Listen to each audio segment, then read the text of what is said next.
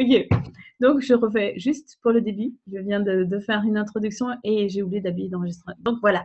Bienvenue à ce Salon des femmes. C'est l'édition Thécla. Est-ce que tu as suivi les numéros? C'est l'édition numéro 5. Oui. Alors, je crois que c'est 5, oui. Et j'ai écrit 4 dans le mail, mais je crois que c'est 5. Alors, 4, c'est Peut-être 5 choix pragmatiques. créer une réalité qui marche pour toi, c'était le 4. Oui, là, c'est choix pragmatiques, chapitre 5. Ok. Il me semble. Alors, tu dois considérer le choix pragmatique. Qu'est-ce que c'est? Tu dois considérer les choix pragmatiques disponibles à chaque instant. Si tu commences à considérer les choix pragmatiques, une possibilité différente peut se manifester. Donc, c'est quoi un choix pragmatique? Et oui, parce qu'on a tendance à faire, plutôt que de faire des choix pragmatiques, c'est-à-dire des choix qui fonctionnent pour nous, pour notre réalité, pour notre corps, pour nous, qu'est-ce qu'on fait? On fait des choix en fonction de ce que cette réalité nous projette, de ce qui est vrai, de ce qui est juste, de ce qui est faux. On fait des choix en fonction de nos familles, de notre mère, de notre père, de nos sœurs, de nos amis, de ce qu'on a considéré comme important ou pas important. Donc, finalement, on s'embrouille un petit peu, on n'arrive plus à bien savoir, mais c'est quoi qui est vrai pour moi? Qu'est-ce que c'est un choix pragmatique? C'est un choix qui fonctionne pour toi. Un choix qui est vrai pour toi. Donc, je ne sais pas si on avait déjà parlé de l'outil léger ou lourd, peut-être c'est pas mal de se rappeler que ce qui est léger pour nous, ce qui est vrai pour nous, c'est ce qui est léger. Et ce qui n'est pas vrai pour nous, c'est ce qui est lourd, c'est ce qui est contracté, c'est ce qui nous amène dans un espace de limitation. Et ce qui est léger, au contraire, c'est un espace d'ouverture, un espace qui nous ouvre des horizons, qui nous montre autre chose, qui nous fait la poitrine s'ouvrir, qui fait que, voilà, on a l'impression d'avoir plus d'espace, plus de volume. Ça, c'est ce qui est vrai pour nous. Donc, on y va. Qu'est-ce que tu penses, Thécla, de le lire un petit peu ce soir? Donc, Thécla Brodick, merci d'être là. Tu es ma copilote. Tu es celle qui participe à nourrir ce salon des femmes, ce book club. Je suis ravie que tu sois là et que tu sois parmi nous. Ta présence. Beaucoup de gratitude pour toi, pour ta présence, pour tout ce que tu fais. Merci. Alors, je ne me suis pas présentée, mais j'espère que ça va aussi. Bon, je prends en cours de route, comme ça, le train, vous.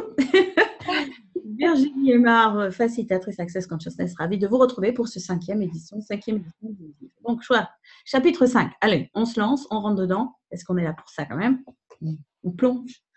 Alors, considérez les joies pragmatiques. Donc, participante qui pose la première question. Je trouve cela rassurant et réconfortant d'être serré dans les bras d'un homme. Mon petit ami actuel ne me serre pas assez dans ses bras. J'hésite entre me dire que c'est mon propre besoin idiot et que je ne devrais pas lui imposer d'y répondre, et le sentiment qu'être tenu dans les bras m'apporte une énergie nourrissante. Que se passe-t-il ici et quelle énergie je recherche en fait? Bonne question, hein? Il y en a peut-être qui se retrouvent dans cette question. Est-ce que c'est quelque chose qui vous dit quelque chose? J'ai l'impression que vous avez joué dans tous les sens. Oui, oui. Alors, Gary qui répond. Ce que tu cherches en fait est la première chose que tu as dite. Je trouve cela rassurant et réconfortant. Donc, déblayage que fait Gary, qui est aussi en fait tout ce qu'on considère, tout ce qu'on décide, tout ce qu'on décide par rapport aux choses, c'est ce qui nous empêche d'avoir accès à plus grand, à ce qui ouvrirait plus de portes pour nous. Parce que quand on a décidé quelque chose, on ferme les portes, on réduit l'univers, on réduit les horizons, on fait en sorte qu'il n'y a plus que ça qui est vrai. Et du coup, on est là, comme dans des ornières, avec les chevaux qui ont ce truc sur les côtés et qui fait que on voit plus que ça. Il n'y a plus que ça comme possibilité. Alors, quelle stupidité utilises-tu pour créer le confort et le réconfort? Est-ce que tu choisis? Et tout ceci indulaire de foi, vas-tu le détruire et le décrire en totalité? Right, wrong, good, bad, pot, poc, all nine, shots, boys and beyonds. Donc, quelle stupidité utilises-tu pour créer le confort et le réconfort que tu choisis? Et tout ceci, un milliard de fois, vas-tu le détruire, le décrire en totalité? Right, wrong, good, bad, but on night, for example. Donc, je crois qu'il n'explique pas après. Donc, j'en profite pour expliquer un petit peu ce qu'il veut dire par stupidité. Qu'est-ce que ça signifie, stupidité? Ça ne veut pas dire, c'est pas une espèce de truc de Gary qui nous balance dans la figure. C'est une signification particulière qui met au mot stupidité. Stupidité, c'est quand on choisit l'inconscience, la non-conscience. C'est que parfois, ben oui, on choisit la conscience, on choisit plus, et puis parfois, on choisit de ne pas voir les choses telles qu'elles sont. On choisit de refuser ce savoir. Est-ce que ça marche? Pour nous, ça marche moins bien pour nous. Donc, la question quand il pose quelle stupidité utilises-tu pour créer le confort et le réconfort que tu choisis, c'est aussi pour nous ouvrir à la possibilité de regarder ça comme pas forcément le truc le plus conscient qu'on fait. Et la possibilité de choisir autre chose. Voilà. Donc, je fais un peu de la paraphrase là, mais bon, peut-être de temps en temps, ça permet d'expliquer des trucs parce que ce bouquin, il avance en fonction des questions des gens, mais aussi en fonction des choses que, voilà, qui ont peut-être été dites ou qui ont été faites avant, et de prendre, on se dit, mais qu'est-ce qu'il veut dire par là, quoi? Qu'est-ce qu'il peut vouloir dire par ce truc? Donc voilà, maintenant vous savez. Donc si tu es totalement présente en étant toi, et que tu es totalement avec toi, le confort et le réconfort que tu obtiens quand quelqu'un te tient dans ses bras n'est plus une nécessité. Malheureusement, cela signifie que tu auras un homme qui voudra tout le temps te tenir dans tes bras, ce qui sera vraiment agaçant. Il y a des gens qui utilisent la nourriture comme moyen de réconfort. Et il y a des gens qui utilisent le sexe comme moyen de réconfort. Il y a des gens qui utilisent l'alcool comme réconfort. Et il y a des gens qui utilisent le shopping comme réconfort. On trouve toutes sortes de confort et de réconfort. C'est pourquoi j'ai soulevé ce thème particulier. Très intéressant, non? Donc, est-ce que le soutien et l'attention bienveillante, question suivante, sont similaires au confort et au réconfort? Le soutien et l'attention bienveillante. Gary. Le soutien et l'attention bienveillante font partie du confort et du réconfort. Les femmes se réconfortent et se rassurent les unes les autres en partageant, en allant aux toilettes ensemble et en allant faire les courses ensemble. Il y a encore environ 25 autres choses qu'elles doivent faire ensemble. Ce sentiment d'unité est ce que les gens recherchent sous forme de confort et de réconfort. Si tu es vraiment prête à avoir toi, l'être en totalité, tu n'as besoin de rien en dehors de toi pour te réconforter et pour te rassurer. Tu es réconforté et rassuré simplement en étant. C'est là toute la question. Comment en arrive-t-on à avoir le réconfort et le confort sur la base de l'être et non sur ce qu'on doit faire ou sur n'importe quelle autre chose dingue que les gens pensent être nécessaire? Qu'est-ce que le soutien? Pour cette question de la prochaine participante. Gary. Le soutien est un nom de métier et un choix. Tu peux être une personne de soutien, ce qui veut dire que tu es soit un slip kangourou, soit un soutien-gorge. Quelle partie du corps veux-tu soutenir avec ton aide? Ou veux-tu chercher plutôt comment tu peux autonomiser quelqu'un, rendre quelqu'un autonome? Le soutien est une référence pour ne pas adopter les possibilités de l'autonomisation. Au lieu de cela, tu es un soutien pour quelqu'un. Tu utilises le passé pour le bien-être et le réconfort. Tu utilises les points de référence, tu utilises ta famille, tu utilises tes enfants. Il y a des milliers de choses différentes que tu utilises. Les gens disent, c'est tellement réconfortant d'avoir ma famille autour de moi. Vraiment. Pas exactement. Ça demande un peu plus que ça. Tu utilises le travail comme réconfort. Il y a des gens qui sont réconfortés par le fait d'avoir trop à faire. Il y a des gens qui sont réconfortés par leur drogue. Il y a des gens qui sont réconfortés par le genre de vêtements qu'ils portent. Ils ont des vêtements de réconfort. C'est comme chercher quelque chose qui prendra la place de ce que maman ou papa auraient dû être pour toi et qui n'ont peut-être pas été. Ou s'ils étaient des personnes rassurantes, c'est comme cela que tu as été rassuré ou réconforté par la façon dont tu l'étais par eux. Dang. Si vous avez des questions, des choses qui vous viennent, n'hésitez pas à poser des questions, à mettre dans. Si vous voulez parler, vous pouvez prendre votre micro et poser une question maintenant. Vous pouvez aussi poser des questions dans le chat. Je lis un petit peu pour se mettre dans le bain du chapitre. C'est que là, si tu veux lire aussi, après, tu peux lire. Oui, et c'est tout ce que ça fait remonter. Parce que j'imagine que personne n'a jamais, n'a jamais cherché de réconfort ou du soutien. Personne n'a jamais voulu être le réconfort ou le soutien pour quelqu'un d'autre. Pas du tout, pas du tout. Non. Donc, et si on détruisait et qu'on décrivait tout ce que ça fait remonter? Right and wrong, good and bad, pock and puddle, and shorts, boys and beyonds. Alors, c'est comme si je cherchais toujours quelque chose à l'extérieur de moi-même, au lieu d'être moi.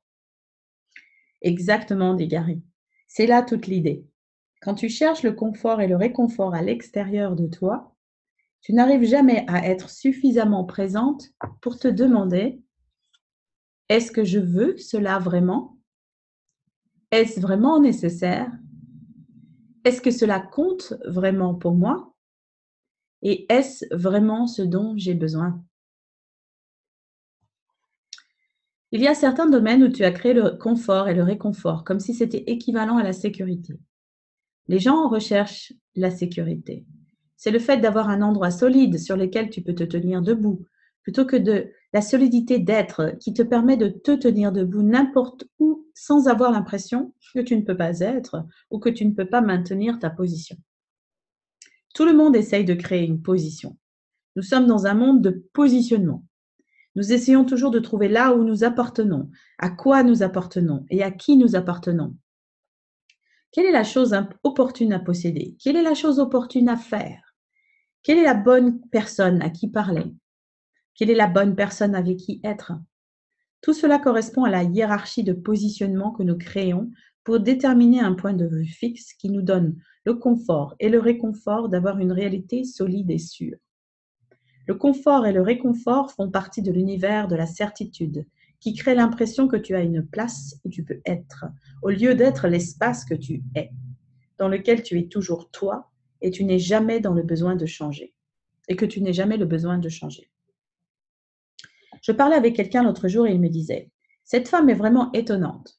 C'est comme si elle était une personne quand elle est avec les enfants, elle en est une autre avec les parents, et elle est une autre personne quand elle est en classe, elle est une autre personne quand elle est avec moi et une autre quand elle travaille avec les processus. Je lui ai répondu, ouais, bienvenue dans ce monde. Il a demandé, mais que veux-tu dire? J'ai dit, elle doit s'adapter continuellement parce que de son point de vue, être qui elle est ne suffit pas. Tellement de choses différentes là-dedans. Ding, ding. Alors, tu as parlé de la stupidité de ramener les choses du passé. Est-ce relié à la zone de confort? Gary, oui. Tu essayes toujours de retrouver la sensation de confort que tu as eue à un moment donné. Les gens demandent, qu'en est-il de mon passé? Qu'en est-il de mon histoire? Ce sont les choses qui reviennent toujours dans les univers des gens. La validité de l'histoire, la bonne chose à faire, la nécessité de retrouver leur sens du soi, la nécessité de retrouver leur sens du moi. Donc, voilà le déblayage que tu attendais, c'est clair. Quelle stupidité utilises-tu pour créer le confort et le réconfort que tu choisis? Tout ceci, un délire de foi, vas-tu le détruire et le décréer en totalité? Oui. Right, wrong, good, bad, but poco, nine, shots, boys and beyonds. Le confort et le réconfort sont-elles des énergies ou juste des façons de penser, demande une participante. Gary, ce sont principalement des façons de penser, parce qu'on nous a inculqué que la vie est supposée être confort et réconfort. Si tu poses la question, est-ce que cette personne peut me procurer le confort, la dimension nourrissante ou le réconfort que je désire? Tu recevras un non. Elle ne peut pas fournir ce que tu désires. Elle ne peut fournir que ce qu'elle désire. C'est tout ce qu'elle peut voir. Vous autres, vous dites, je veux être tenu dans les bras et ce sera tellement merveilleux. Mais si tu tombes sur un homme qui comprend, ce que c'est pour toi être serré dans les bras. Ce sera probablement un homme vagin, un homme qui est si sensible qu'il pleure à chaque fois que vous faites l'amour. Tu vas dire, c'est vraiment trop énervant, je veux me sortir de là. Manque de peau. Est-ce qu'il veut dire qu'on n'est jamais contente? Alors, t'es jamais contente, toi, Cléka? Je sais pas. Enfin, j'arrive à être contente de moi toute seule maintenant, mais avec un homme, je sais pas si j'arriverai à être contente. Aussi, c'est le fait, je crois là, il évoque aussi un peu le fait qu'on juge en fait les hommes. On juge on met les hommes, enfin en général, c'est une généralité encore une fois, mais donc on parle de généralité. Mais très souvent, on crée comme ça des séparations dans notre monde. Et donc, on place les gens en groupe de gagnants, perdants et ceux qui comptent pas. Alors, les gagnants, c'est voilà, c'est le mâle alpha, c'est celui que tout le monde veut, celui que au collège tout le monde voulait sortir avec, parce que voilà, c'est je sais pas quoi. Bref, ça c'est les gagnants. Et les perdants, c'est ceux qui veulent tout sacrifier pour toi, qui vont tout abandonner pour toi, qui vont pas avoir de vie. Et ceux qui comptent pas, c'est ceux que tu n'as même pas considérés. C'est même ceux que tu n'as même pas fait attention avec. Tu as considéré qu'ils étaient tellement. Ils comptaient pas. Ils étaient invisibles. Et ce que dit Gary, ce qui est intéressant, c'est que si tu regardes ça vraiment dans ton monde, c'est que c'est malheureusement dans le fait de cette réalité et la façon dont cette réalité fonctionne, on a tendance à faire cette séparation. Et du coup, on se coupe de types de personnes ou de gens qui pourraient vraiment être une contribution pour nous et notre corps. Et ceux-là, on considère que c'est les no-counts, ceux qui comptent pas, ceux qui. Il y avait toute une histoire comme ça que Simone Milasas posait la question à l'époque, il y a un certain nombre d'années, à Gary, parce qu'elle voulait trouver un homme, elle aurait bien aimé être avec quelqu'un, et Gary lui avait dit, bah justement, bah va voir Brandon. Et Brandon, ça faisait partie des no-counts pour Simone. C'était vraiment ceux qui comptaient pas, ceux qui elle voyait même pas. Elle voyait, il y avait cet homme, celui-là, puis celui-là, mais celui-là, il l'a même pas vu. C'était oui. Et en fait, effectivement, comme c'est avéré que c'était vraiment une super contribution pour sa vie, pour son corps, pour sa fortune, pour tout son truc. C'était vraiment l'homme. Mais il n'était pas dans le package qu'on avait l'habitude de juger comme avec nos critères comme ça. Voilà, ça c'est bien l'homme que je voudrais, ou c'est le type d'homme qui m'attire, etc. Et donc, si on se sortait finalement de toutes ces catégories-là, hein, et qu'on pouvait regarder vraiment, et encore une fois, c'est le titre du chapitre, le choix pragmatique, le choix qui serait vraiment une contribution pour nos corps, pour notre vie, pour tout ce qu'on souhaite créer. Des étiquettes comme ça. Et donc, tu veux dire que maintenant, on pourrait demander, OK, ils sont où ceux qui ne comptent pas? C'est ça?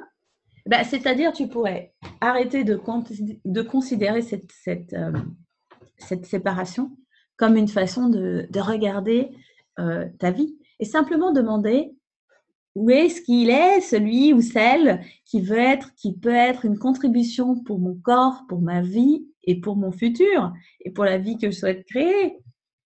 Celui ou celle, sans avoir d'étiquette, qui va vraiment, sans package déterminé par avance, qui pourra vraiment être là pour vous.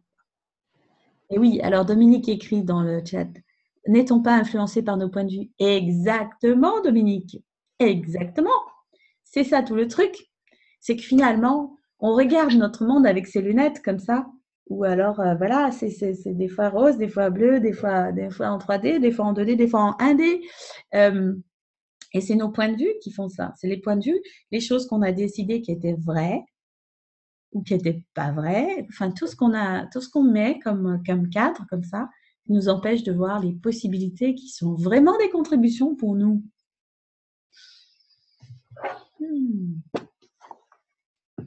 Alors, qui ou quoi pourrais-tu inviter dans ta vie maintenant qui pourrait vraiment être nourrissant pour ton corps, qui pourrait être une contribution pour ton corps et pour ta vie, qui pourrait expanser ton monde, ton univers, te faire accéder à encore plus de ce que tu veux en fait. Oui, Et alors, Dominique, tu lui poses une bonne question, c'est super, tu ne veux pas nous parler, Dominique? Alors, peut-on juste demander à notre corps de choisir? Qu'est-ce que tu en penses? Si tu posais la question maintenant à ton corps, qu'est-ce que tu en dis? Qu'est-ce qu'il pourrait te dire, ton corps? Qu'est-ce que tu pourrais découvrir vraiment si tu laissais ton corps poser les questions ou te donner des informations? Tu posais les questions à ton corps et tu laissais ton corps te donner les informations qui t'amèneraient peut-être à être attiré par certaines nourritures, par certaines choses que tu vas inviter dans ta vie, avoir dans ta vie. On parlait juste avant, on a fait un tirage d'énergie de vie orgasmique.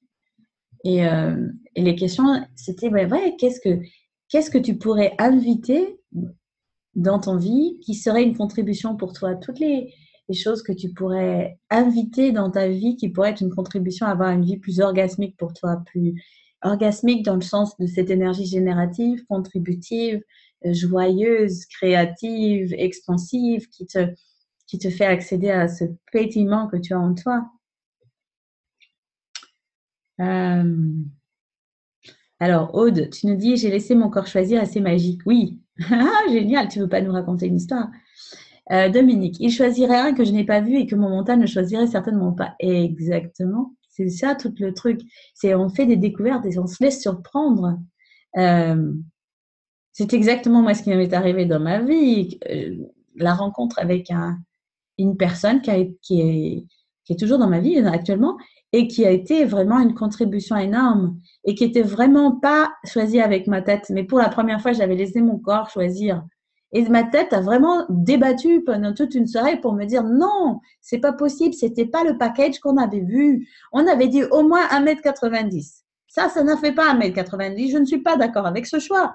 On avait dit qu'il devait avoir cette taille-là, qu'il devait avoir cette taille physique, qu'il devait être comme ci, comme ça et là. Non, ça ne marche pas dans les cadres. Ça ne rentre pas, ça rentre, ça dépasse. Ça ne l'est pas. Ça ne l'est pas. Et finalement, quand c'est mon corps qui a gagné, il a bien eu raison parce que c'était vraiment chouette. Et il y a eu plein de contributions et il y en a toujours dans ma vie maintenant. Et chaque jour, je suis dans la gratitude totale que mon corps ait choisi ça. Voilà. Comment ça devient mieux que ça? Aude, il a vu ce jeune homme dans le bus que j'avais rencontré dans une asso quelques mois avant et mon corps est juste jeté sur lui. C'est trop bien. Ouais, c'est génial, super. Aude, c'est une super histoire, c'est vrai, hein? Quand on regarde ça, quand on se raconte nos histoires comme ça, qu'on se dit waouh, mais vraiment, quand on laisse choisir notre corps, il peut se passer de la magie. Trop bon. Trop, trop bon. Merci, Aude, ton témoignage. Alors, je continue la lecture. Peut-être qu'il y a d'autres choses qui vont nous venir. N'hésitez pas à nous dire des choses qui se passent pour vous. Alors, c'était tellement bien, chérie. Donc, Gary nous dit, tu es la seule qui peut déterminer ce qui est réconfortant et rassurant pour toi. Tu es la seule. Personne d'autre ne peut le faire. Tu dois découvrir si la personne à qui tu demandes de te procurer quelque chose peut le faire de la façon dont tu le désires. Si elle ne le fait pas comme tu le désires, tu auras tendance à te mettre à juger le type. Et dès l'instant où tu te mets à juger, tu tues la relation. Cependant, si elle te donne 5 minutes de ce que tu aimerais avoir et que tu dis « C'était vraiment bien, chérie. Ça m'a fait tellement de bien, merci. Je suis vraiment reconnaissante. La prochaine fois, tu en auras peut-être 6 minutes. Et après ces 6 minutes, et si tu dis « C'était vraiment merveilleux. J'adore quand tu me tiens dans tes bras. » Tu auras peut-être 7 minutes la fois d'après. Mais si tu te lances dans des tu ne me tiens pas assez dans tes bras. À partir de là, tu en auras 3 minutes. Tu dois apprendre à créer une situation qui encourage le mec plutôt que la plainte qui tue le mec. Si tu veux un étalon dans la chambre, mieux vaut ne pas être une chieuse à la cuisine. Si tu commences à tanner ton mec, tu auras un castrat. Si tu lui coupes les testicules à chaque fois que tu le tannes, parce que tu lui coupes les testicules à chaque fois que tu le tannes. Tanner, ce n'est pas ce qui aide les hommes à avoir une érection. Si tu veux que ton homme ait une érection, tu vas devoir mettre ta langue dans ta poche. Après, tu fais ce que tu veux avec la langue. Mais là, c'est vrai, c'est trop cool. Qu'est-ce que ça vous dit, les filles, ou celles qui sont là ou... Je ne sais même pas s'il y a des hommes qui viennent nous rejoindre ce soir. Peut-être qu'il y a des hommes qui regarderont ça plus tard, qui se diront « Ouais !» Alors, ça a été rigolo d'avoir un point de vue différent. Mais voilà, qu'est-ce que vous en dites? Ça vous dit quelque chose? Ça vous rappelle quelque chose? Est-ce que vous pouvez imaginer ces situations-là ou se dire, tiens, peut-être, je pourrais imaginer un truc différent la prochaine fois? Est-ce que la prochaine fois que tu as envie de faire un reproche à quelqu'un pour avoir quelque chose, si au lieu de ça, ton partenaire ou ta partenaire, si au lieu de ça, tu encourageais ce que tu vois de bien? Vas-y, tu voulais dire quelque chose? Oui, en fait, moi, enfin, avant, j'avais l'idée qu'il fallait que je dise ce qui allait pas pour que ça s'arrange. Donc, à chaque fois que je voulais parler de quelque chose, souvent, c'était pour dire ce qui allait pas. Et pour moi, c'était pas forcément en termes de reproche, mais enfin, c'était l'histoire de mes besoins. Voilà, j'ai besoin de ceci, j'ai besoin de cela. Mais du coup, en fait, ça peut être entendu comme un reproche. Et donc, j'ai fait ce que Gary décrit là dans les lignes précédentes. Et quoi d'autre est possible? Et ouais, et alors, qu'est-ce que tu as eu comme résultat? Résultat que voilà, ça s'est terminé. Ça, c'est terminé. Tu veux dire, ben, j'ai pas compris. Ce que tu as dit, tu fais ce que Gary a dit, c'est-à-dire la description de ce qui passe. Oui, quand tu fais des reproches, tu lui coupes les testicules. Ben, j'ai dû faire ça. Ouais. Et donc, le résultat, c'est oui, ça marche comme il a dit, ouais. Donc, si tu Donc, veux, si un jour j'ai envie de créer une relation qui marche, je perçois qu'il faudra que je choisisse quelque chose de différent. différent. Et là, c'est le truc qui est rigolo dans tout ça. Enfin, c'est rigolo. Enfin, pour moi. Oui, enfin, bon, c'est pas forcément rigolo. Mais pas tout ce que ça va remonter. En tout cas, la proposition, l'invitation, pour moi, qu'a été ce livre, c'est, en plus de le traduire, donc de prendre chaque chose et d'essayer vraiment de chercher les mots et tout ça. Bon, j'ai eu deux copilotes avec moi aussi pour ce livre. Il y a Véronique Clément et Edith Paul qui ont fait l'édition, qui ont relu et aidé à remettre les choses des fois. Donc, n'empêche que de prendre chaque mot et de se poser les questions et de dire et de regarder et de là. Et ben, pour moi, c'était une fois que je finissais un chapitre, je me disais, bah tiens, si je mettais en pratique ce truc, voilà, je vais voir, juste pour voir. Tu sais, des fois, qu'est-ce qu'il raconte, Gary? C'est pas un truc que j'ai l'habitude d'entendre. Personne ne m'avait jamais dit ça avant, ou j'avais jamais vu ça comme ça. Bon, c'est vrai qu'on n'a pas eu trop de mode d'emploi de cette réalité, hein. On n'est pas venu avec un mode d'emploi pour nous dire voilà comment ça marche, la relation, voilà comment on peut faire pour. Ou alors il y en a peut-être. Ou alors on a eu trop de modes d'emploi, trop de modes d'emploi différents qui ne fonctionnent pas du tout pour nous. Enfin bon. En tout cas, on n'a pas eu des conversations comme ça trop. Et donc, de regarder ces trucs-là et se dire, tiens, si j'essayais ce truc pour voir, juste pour voir, pour le fun.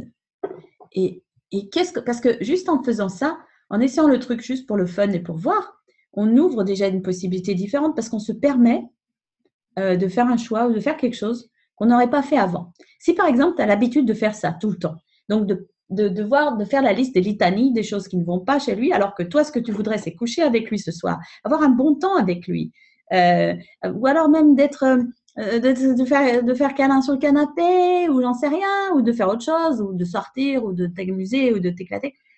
Bon. Et que c'est ça le truc du choix pragmatique. En fait, c'est vraiment un des éléments centraux de tout ce livre et de tout, en fait, la philosophie d'Access. C'est de nous amener à faire des choix pragmatiques, de nous amener à faire des choix qui fonctionnent pour nous. Donc, si quand tu te poses la question, qu'est-ce que je veux vraiment ici? Je voudrais qu'on ait un truc sympa là. Est-ce que je vais commencer par faire la litanie des trucs du genre t'as pas encore sorti les poubelles aujourd'hui ou tu m'as pas bien alors ce que tu as fait la dernière fois ça n'a pas du tout bien marché hmm, hmm. Ou est-ce que je commencerai la conversation par une autre chose, quelque chose qui va amener à peut-être séduire l'homme, à lui donner envie de faire quelque chose plus, ou lui dire. Donc, le pas mal de la reconnaissance et de voir ce qui marche pour toi, ce que tu as aimé, pour en avoir plus encore, comme possibilité. Alors, il y a eu des commentaires dans le chat que j'ai un peu pas vu encore. Ok, donc Aude nous dit avec plaisir, c'est tout à fait ça, juste laisser être. Ma vie a changé grâce à ce livre, oui, c'est un bel accompagnement pour une vie amoureuse pragmatique. Et oui. Dominique, pour les femmes, il y a aussi les gagnantes, les perdantes et celles qui ne comptent pas. Ben oui. Ben oui, il y a une chose. Être le partenaire idéal pour attirer le partenaire idéal. Alors, Jackie, justement. Alors, partenaire idéal. Est-ce qu'à ton avis, il y a un partenaire idéal ou une partenaire idéale ou il y en a 50 000 ou même pour toi, est-ce qu'il y aura une partenaire idéale maintenant et une partenaire idéale dans 5 minutes qui serait différent ou même dans 1 heure ou dans un jour ou dans 10 jours ou dans 1 an? Est-ce que ça existe? Ou est-ce que c'est encore quelque chose qu'on se dit qu'on doit atteindre? Ou est-ce qu'il y a un partenaire idéal décrit par cette réalité? On nous dit que, ou un partenaire idéal que peut-être nous aurait inculqué certains membres de notre famille proche? Ah, yes. Posons des questions. Jackie, tu es là? Tu veux nous parler? Oui, oui, je suis là. Bonsoir. Hey, salut, bonsoir Jackie. Non, je dis être le partenaire idéal. C'est vrai qu'on cherche souvent dans l'autre des qualités, des émotions, voilà. Et donc, c'est d'abord être tout ça vis-à-vis de nous-mêmes pour justement pouvoir attirer ce qu'on recherche. Maintenant, au niveau partenaire, effectivement, on peut en avoir 50 000. C'est sur le moment aujourd'hui. Qu'est-ce que j'ai vraiment envie de partager? Bon, moi, ça fait 22 ans que je suis mariée et que tous les jours, c'est une nouvelle aventure avec mon mari et on fonctionne beaucoup comme ça. Donc, c'est pour ça, c'est vrai que à quelque part, oui, je suis comblée, mais voilà, c'est tous les jours un questionnement, c'est tous les jours, est-ce qu'on est toujours bien ensemble? Enfin, voilà, c'est vraiment toujours des aventures nouvelles et c'est super. Donc, c'est ça que je veux dire. Par être le partenaire idéal, c'est vraiment, enfin, je pense, pour moi en tout cas, ça marche. C'est d'abord l'être avec moi-même. Chouette. Merci Jackie. Je t'en prie. Alors, quoi d'autre est possible? J'aime beaucoup ce paragraphe. On continue un petit peu, on voit ce qui se passe. Est-ce que tu as envie de lire, Tekla? Ça t'aurait dit de lire? Yes. Tu as envie de lire? Oui. Page 147. Oui. Alors, une participante. Les hommes ont-ils toujours été plus sensibles que les femmes?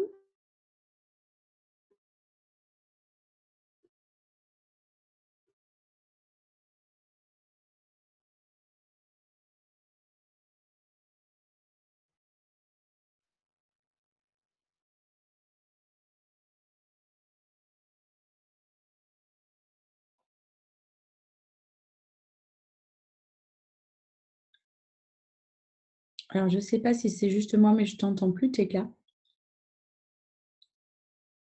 Je te vois bloqué là. Est-ce moi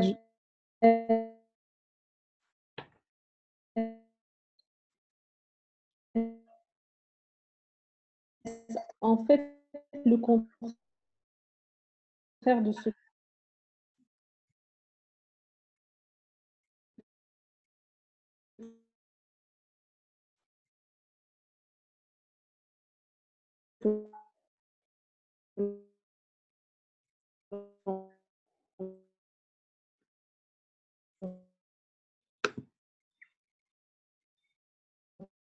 Nick, il bouge plus. la Ah. différence, c'est que la femme dira tu m'as blessé, l'homme lui restera silencieux et se repliera sur lui-même.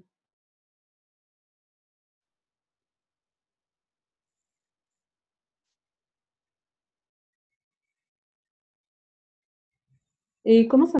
Et elles ne peuvent rien faire avec. Elles ont alors tendance à se replier sur elles-mêmes.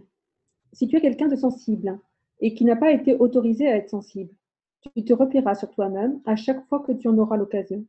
parce que tu penses que c'est le moyen de te protéger toi ou de protéger l'autre.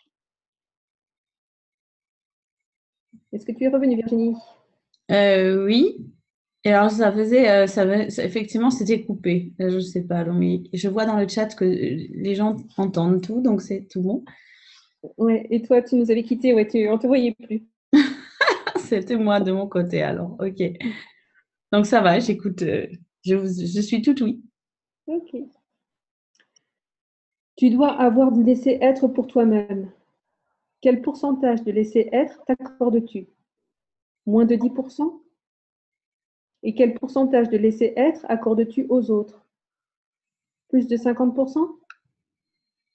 Tu as plus de 50% de laisser-être pour les autres et moins de 10% pour toi.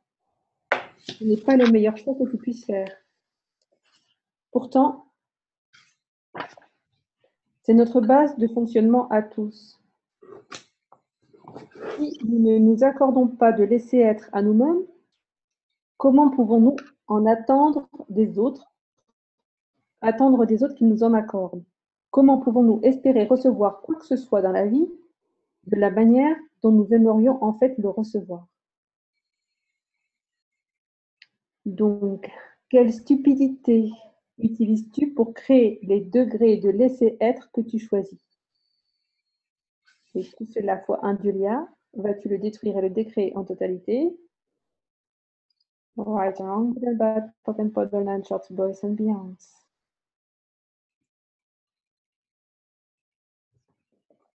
Partager est ce que tu fais avec les femmes parce que tu trouves cela réconfortant et rassurant de pouvoir parler des choses ouvertement.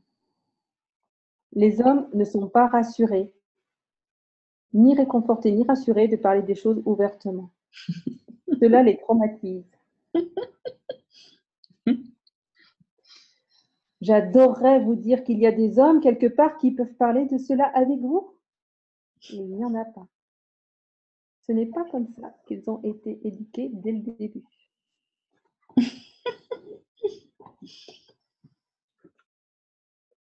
C'est trop bien. Vas-y, continue. Alors, veux-tu dire que les hommes fonctionnent entièrement sur la base de l'encouragement et que tout commentaire qui ne ressemble pas à de la gratitude les font se replier sur eux-mêmes? Oui, ils se replient sur eux-mêmes et ils s'en vont. C'est quelque chose qui est créé chez les hommes dès leur plus jeune âge. Quand j'étais enfant, on me disait « Tu dois être fort, tu dois être tranquille et tu ne dois pas pleurer ». Ne pas pleurer était considéré comme la chose la plus importante pour être un homme. Il s'agissait de ne pas montrer ses émotions et de ne pas être impliqué émotionnellement dans quoi que ce soit. Ça n'a pas tellement changé.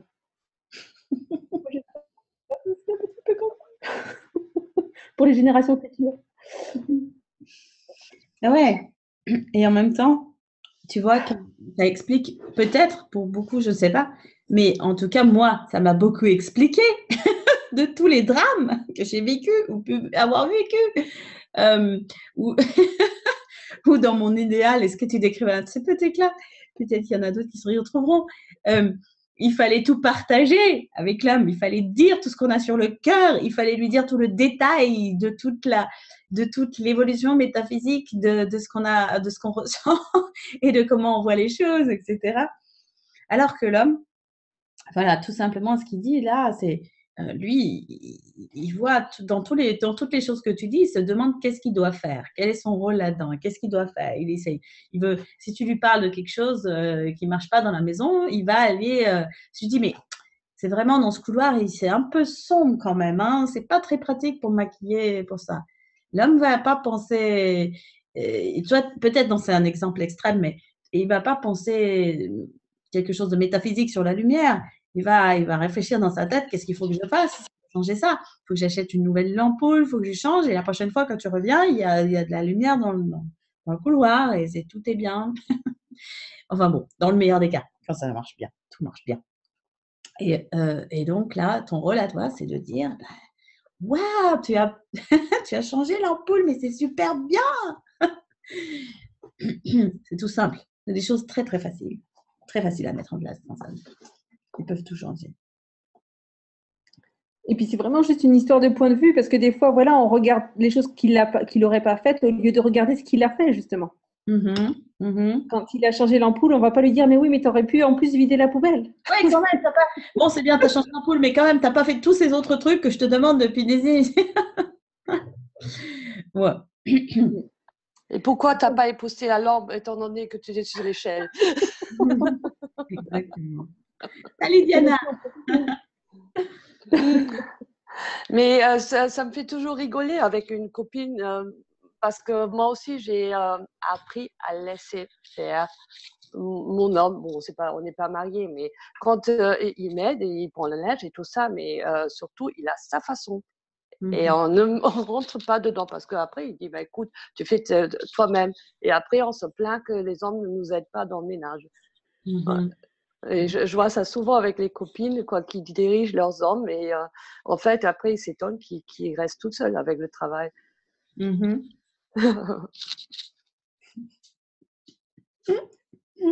Exactement, Diana. C'est chouette de te voir.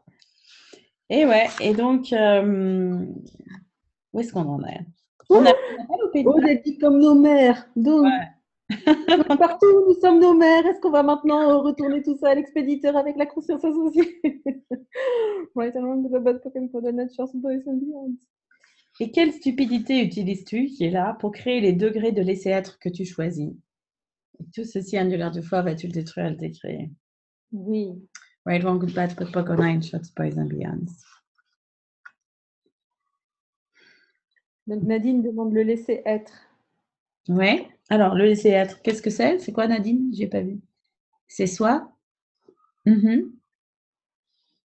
Le laisser être. Non? Parce que je me demande si on fait ça avec les hommes. C'est très bien, mais c'est être soi, ça, si on peut pas parler avec eux de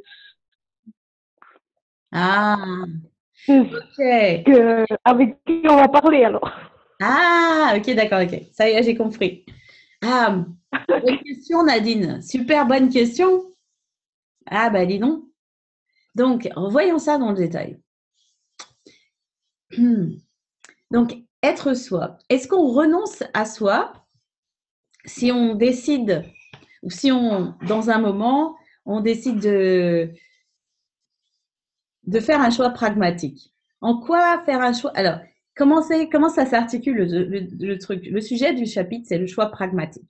Faire un choix pragmatique, c'est un choix qui fonctionne pour toi. C'est faire quelque chose qui va créer une situation qui va être bénéfique pour toi au final, ou qui va faire quelque chose qui est bon pour toi au final. Donc, tout ce qu'on décide. Ah, donc, qu'est-ce qui est derrière tout ça? La manipulatrice. Ouais. Et à la fois, c'est manipuler les choses pour qu'elles fonctionnent pour toi. Donc, est-ce qu'il n'y aurait pas une autre manière de voir la manipulation? Comme quelque chose qu'on peut faire aussi pour créer quelque chose qui est bon pour soi. Et derrière tout ça, encore tout ça, quand on gratte un peu, Nadine, qu'est-ce qu'on a décidé qui était être soi? Comme si être soi, c'était quelque chose qu'on devait… est-ce que c'est quelque chose qu'on doit revendiquer? Est-ce que c'est quelque chose qu'on doit mettre… ou est-ce que c'est quelque chose qu'on est de toute façon? Quoi que ce soit qu'on dise, quoi que ce soit qu'on fasse, peu importe ce qu'on dit, peu importe ce qu'on fait, peu importe ce que les autres entendent. Est-ce qu'on peut être soi aussi si les autres n'entendent pas? Ou est-ce qu'on est soi que si les autres ont reconnu, entériné, vu ce qu'on est? Bonne question, ouais. Bonne question, ouais, hein. Du coup, Martine. Pour ça. Mais ouais. Ces derniers temps, moi, j'ai beaucoup changé, on va dire, et sans forcément faire des discours pas possibles à mon conjoint tout le temps sur tout ce qui se passe émotionnellement pour moi. Du coup, juste en étant, en fait, lui, il a évolué et changé aussi, en fait. Et c'est vrai que de ce côté-là, oui, enfin, je pense qu'on n'a pas toujours besoin de… Il y a d'autres manières de communiquer que par la parole, finalement. Donc, Et si de ta parole, en fait, on se détachait de notre parole, on détachait le besoin d'être entendu, reconnu, validé. Que si en fait en nous, on trouvait cet accueil, justement se laisser être, cet accueil de nous-mêmes, qui fait que peu importe comment l'autre le prend, peu importe comment l'autre il est luné ou l'autre il est, que ça soit dans le cas d'un couple, d'une relation ou d'autres, hein, de toute interaction finalement, peu importe comment l'autre le prend et le reçoit, toi tu restes toi. Donc, si on va plus loin de ce truc-là, et juste ce que tu disais, Émilie, là, je reviens sur ça. Si finalement on pouvait être soi tranquillement en étant soi à l'intérieur et qu'on n'avait pas besoin de le prouver ou d'avoir quelqu'un qui nous l'approuve ou quelqu'un qui valide ça ou quelqu'un qui reconnaît ça, et si on pouvait jouer seulement et que finalement que notre choix pouvait être dans la vie de rechercher ce qui est fun et léger pour nous et le plaisir qu'on peut avoir en étant nous. Et si on pouvait faire des choix comme, par exemple, tiens, qu'est-ce que mon corps et moi, on aurait envie de vivre ce soir? Est-ce qu'on aurait envie de vivre un bon moment? Ouais, comme je disais, bon, qu'est-ce que tu voudrais vivre avec ton homme, si tu en as un? Et donc, la question pragmatique, c'est, si je dis ça maintenant, qu'est-ce que ça va créer? Si je dis ça maintenant, qu'est-ce que ça va créer? Est-ce que si je dis ça plutôt que ça va m'amener plus près de mon but ou plus loin de mon but? Est-ce que, en voulant prouver quelque chose ou en étant approuvé, est-ce que je vais créer le plaisir que je voudrais avoir ce soir, le sexe que je voudrais avoir ce soir, le bon moment que je voudrais avoir ce soir, la création de ce que je voudrais avoir ce soir? Ou est-ce que ça va créer autre chose? Ça ne veut pas dire qu'on va toujours être... On peut toujours faire des choix différents. Hein. On peut faire des tentatives et puis des expériences et puis voir. Suivant... pour voir. Juste pour voir ça. C'est rigolo. Est-ce que ça va m'amener plus près de mon but ou plus loin de mon but?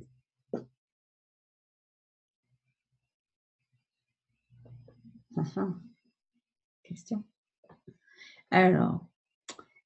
et moi, je pense que ça, c'est vraiment pour moi le truc qui a le plus changé. C'est ce truc-là. C'est de regarder ça en vérité et de faire des expériences. Tu peux même faire des expériences, tu peux même faire un journal. Tu peux dire, qu'est-ce que j'ai dit ce soir? Qu'est-ce que ça a créé? Tiens, si je dis ça maintenant la prochaine, qu'est-ce que ça va créer? Tu peux même regarder ça en vrai, comme une expérimentation.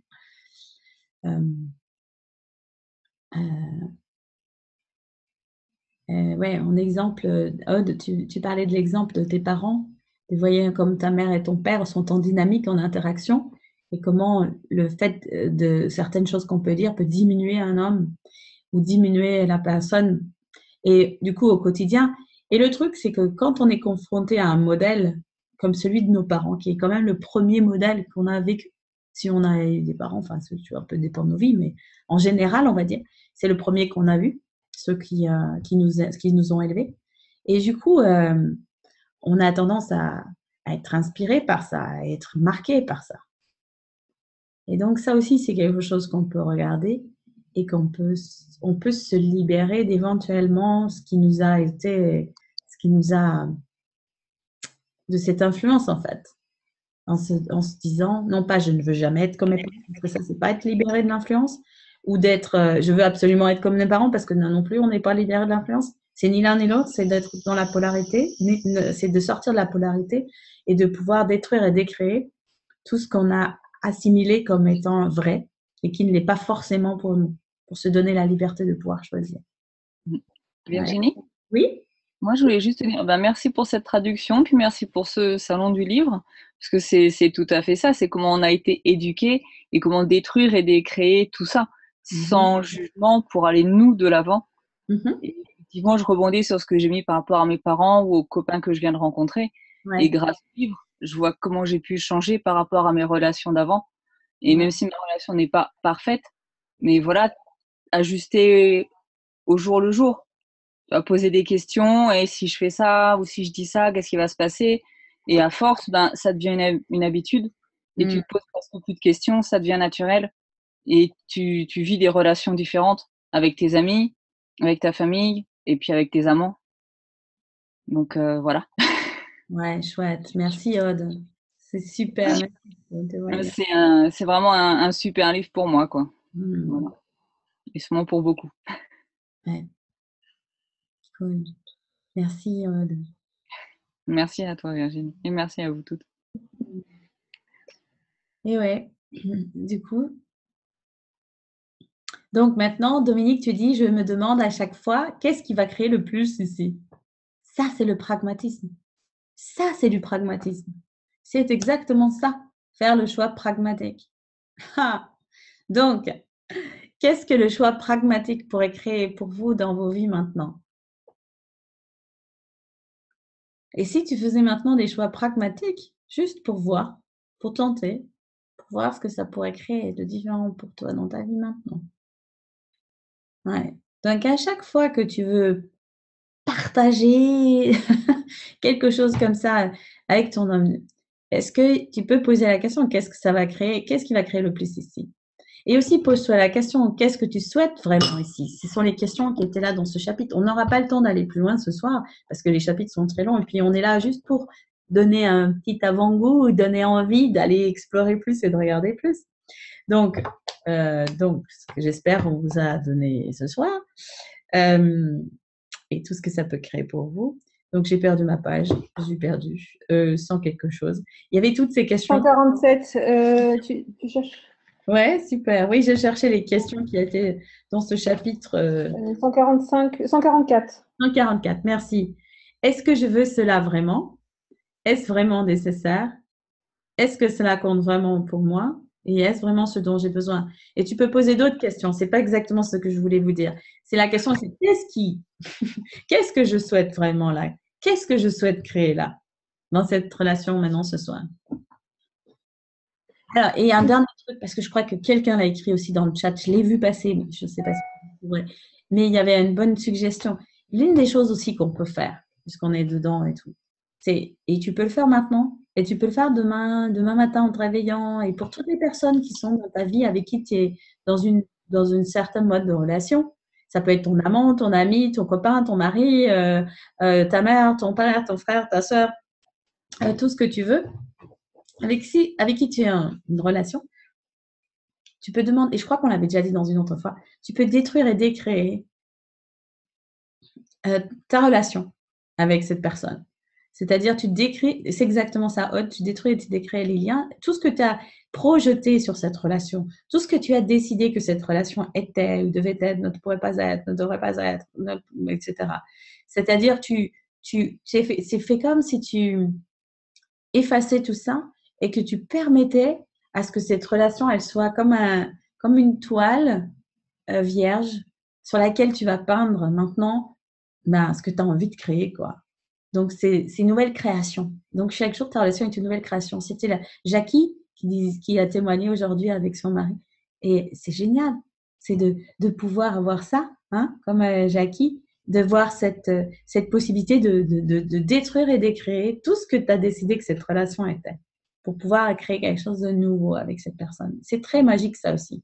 C'est quelque chose qui ouvre plein d'univers possibles, qui crée vraiment la magie.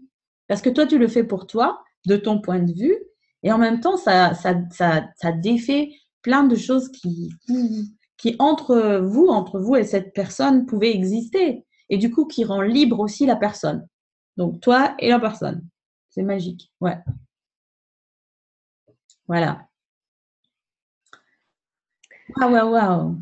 Diana avait envie de nous montrer quelque chose, je crois. Ouais, mais il nous reste, là, on a déjà là, 1 minute. Non, si elle veut nous montrer quelque chose, oui. On est arrivé au... Alors, moi, j'ai mon homme qui m'attend aussi, hein, dans mon lit, donc... C'est bon, ça fait plaisir d'être live avec vous ce soir. Merci beaucoup, Virginie. Merci, Diana, d'être avec nous ce soir. C'est chouette que tu sois là. Ok, donc merci à tous et à toutes d'avoir été là. Et quelles possibilités nouvelles ou autres ou différentes, ou qu'est-ce que vous allez pouvoir créer encore de magique dans vos vies avec le choix pragmatique et les possibilités nouvelles que ça existe. Donc, si vous avez envie, n'hésitez pas à lire, continuer à lire la fin du chapitre là avec nous. Merci Tekla d'avoir été là. Merci à vous toutes. Je vous embrasse très fort. Je vous envoie le replay très vite de ce soir. Et voilà. Et je vous dis à bientôt dans 15 jours. On se retrouve à même heure. Je vous embrasse. Merci Virginie. Merci à toutes. Merci à tous. Bonne soirée.